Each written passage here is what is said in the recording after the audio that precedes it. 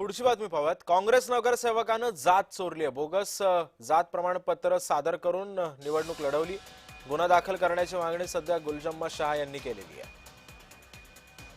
दरम्यान तक्रार करते गुलजम्मा शाह यांच्याशी बातचीत केली आमचे प्रतिनिधी प्रफुल्ल खंडारे यांनी। काय नेमके प्रकरणाचे तथ्य काय आहेत? तथ्य असं आहे की त्यांनी जात चोरली। जात चोरणं म्हणजे हे मोठा गुन्हा आहे। त्याची जात कासार नाही आहे, तो स्वतः मुसलमान आहे, तो धार्मिक मुसलमान आहे, पहिल्यापासून मुसलमान आहे आणि त्यांनी कासाराची जात बोगस सर्टिफिकेट 2004 मध्ये काढलेला आहे। त्याची आम्हाला माहिती झाली, त्याच्यानंतर आम्ही एसडीओला, तहसीलदारला, समाज कल्याणला त्याची कंप्लेंट केली।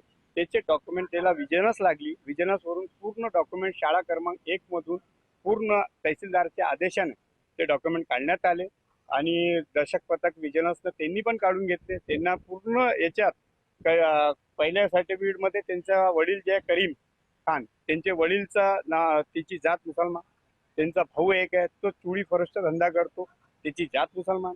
दुसरा तो स्वतःचा डॉक्युमेंट जे आहे त्याचा टीसी त्यांनी खोडतोड करून तिथे कासार आणि मनियार लिहिला। जेव्हा ते टीसी 6869 टीसी काढली, त्याच्या ओरिजिनल टीसी मध्ये मुसलमान आढळून आला। तर हे देशद्रोहीचा गुन्हा आहे, हे मोठा गुन्हा आहे। डॉक्युमेंटला तुम्ही सरकारी डॉक्युमेंटला खोडतोड करून आपली जात चोरतात, हे मोठा गुन्हा आहे। त्याच्यामुळे काय मागणी काय तुमची? आमची मागणी आहे की त्यांच्यावर गुन्हा दाखल होय, 420 गुन्हा दाखल होय, देशद्रोहीचा गुन्हा दाखल होय आणि त्याला निलंबित करण्यात यावे। प्रफुल्ल खंडारे, जय महाराष्ट्र न्यूज, बुलढाणा।